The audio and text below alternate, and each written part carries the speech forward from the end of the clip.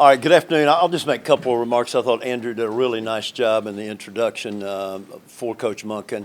But I can't tell you how excited we are to have Monk in the building, and I think that you probably got a little taste of him there. But I think it was obvious we were looking for a strong leader, somebody who would hold the players accountable, someone who was tough, had a great work ethic, and quite frankly had experience. And when you combine that with the fact that he's won with the following quarterbacks, Nick Mullins, Jameis Winston, Stetson Bennett IV, and Lamar Jackson, all of whom have entirely different skill sets, and he's won running the ball, he's run passing the ball, made Todd a really attractive candidate. So excited to have him in the building. I think he's off to a good start building and rebuilding the staff, and I really truly believe that good things are ahead. So happy to take any questions you have. Jimmy, could you shed light on the future of Jim Schwartz?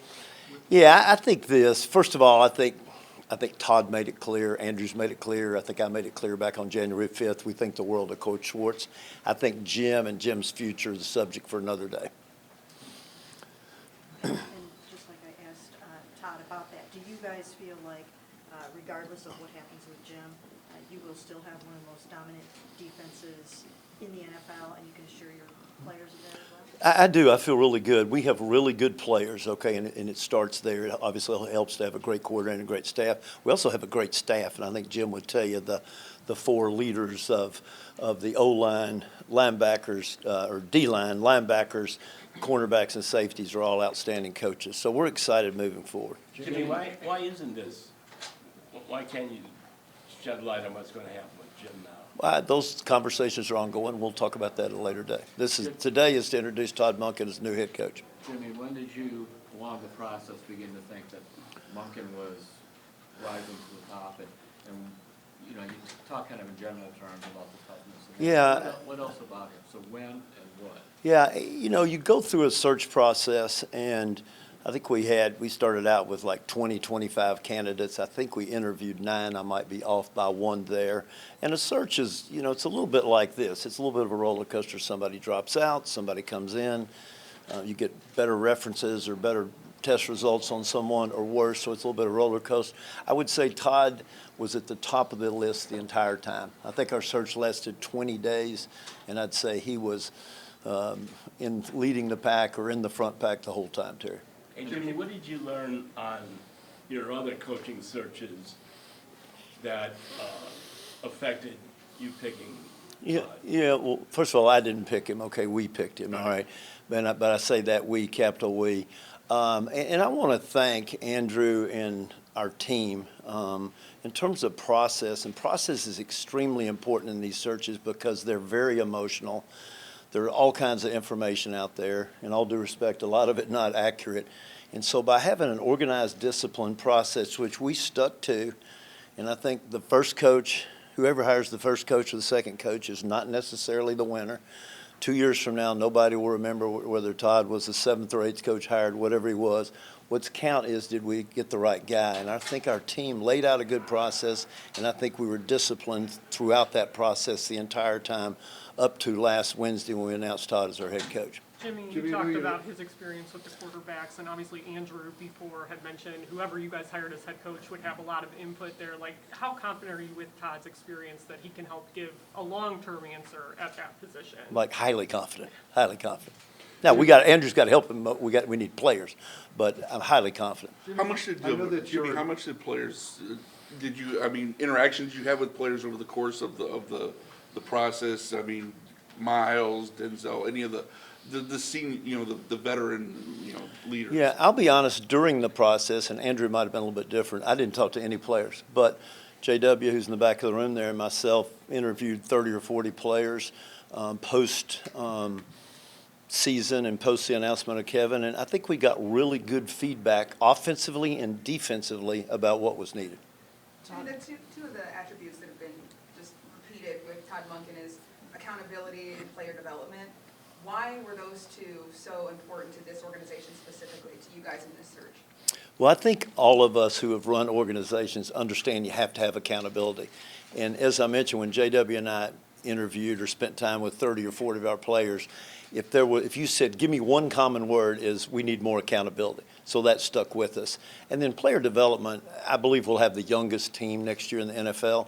So obviously you need to have somebody who appreciates and is good at player development. Jimmy, Todd was the first external candidate that you guys interviewed. Was that just logistics? Or Yes. Why? Yes. Okay. It didn't tip off who you were heading to? Yeah, and you remember you're dealing with lots of things. You're dealing with the Rooney Rule, okay? You're dealing with teams in the playoffs. The NFL has a much more controlled process than they've ever had before. As you'll remember, we were dealing with severe weather.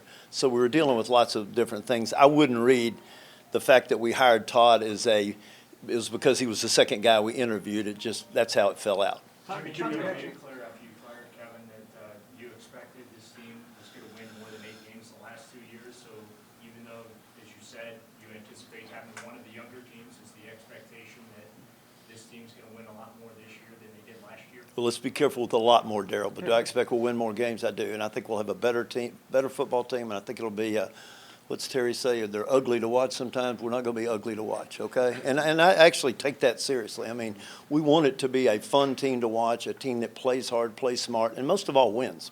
Todd's got a lot of personality. I mean, up there today, he cried, he was joking, he was cursing.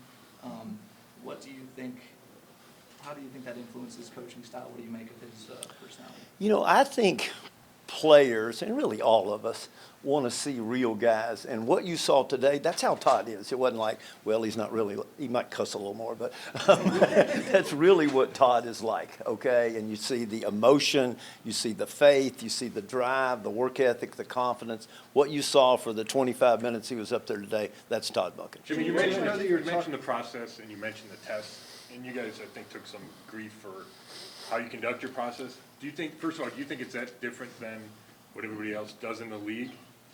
I have no idea, to be honest. I have no idea. And what do you like about the way that you do it that includes the tests and asking guys to do, fill out? Yeah, I think you have to be really careful to just weight everything on the interview, okay? Because sometimes strong personalities sell better than other personalities. And I think when we put a lot of confidence in references, and we probably had 30 references on everybody, and obviously you put more confidence in some references by how high they are up the totem pole, okay? So I think that's important. I think the testing we put them through is important, the body of work, and then the interview. And those are the 4 things we didn't short circuit, everybody did the same, and I think it served us well. Jimmy, I know that the crews are about to start digging the hole for the dome. How concerned are you with lawsuits still pending? The lawsuit over unclaimed funds, the lawsuit filed by former Mayor Kucinich? Yeah, well, let's put it this way. 4 weeks from yesterday, we're going to start the largest construction job in Cuyahoga County history, so I think that would tell you how confident we are.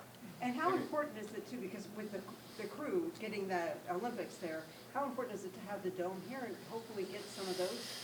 Yeah, I don't know if everybody read it, but the Olympics are actually going to take place in Columbus, Ohio, which seems a little strange since they're in Los Angeles, but there's so many soccer games, they need lots of venues. And so Columbus will have somewhere between 4 and 8 Olympic soccer games. And I just think that shows you, with world-class venues, what opportunities you will have. We will have that starting in '29 with new Huntington Bank Stadium. Jimmy, 2 questions real quick.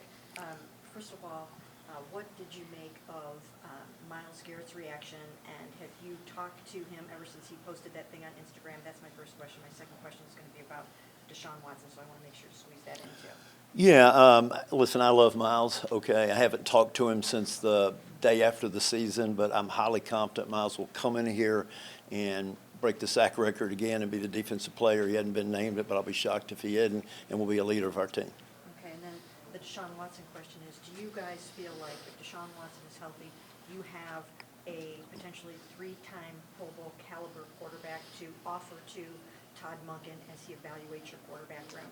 Yeah, I think that's, somebody asked a question about quarterback today, and I think Todd knows a little bit from playing us, but really, he's an offensive coach, and he'll start looking at that, and that'll be Todd's call. We have 3 quarterbacks on the roster, and we'll let Todd give us advice, and he and Andrew will work from there. Jimmy, two more. We're going to go Jason, we're going to go Tony. Jimmy, I know we're doing Brown today, but Giannis obviously is the talking point of the NBA. Do you expect the Giannis trade? I would say this, Jason, Giannis is I don't know, top 3, top 4 player in the world. He brought Milwaukee its first championship in 50 years, several years ago. And he's a really good person, too. He's no problem. He's a great leader, tries hard. And I think Giannis and the Bucks, and this goes back to before we were involved, have always worked closely to see what's best for Giannis and what's best for the Bucks, and we'll continue to do so. What's a successful trade look like? I can't, that's a question for John Horst. Todd said he wanted to keep the same defensive system. You made reference to all the good assistant coaches you have on defense. Should we assume that they will be back definitively? Yeah, we would hope so. We would hope so. I can't say definitively, but we would hope to have, by and large, we have a couple of free agents, the same players, okay, which is a great place to start, right? And then the same basic coaching staff. Thank you, guys. Great. Thanks, everybody. Good to see you all. Okay,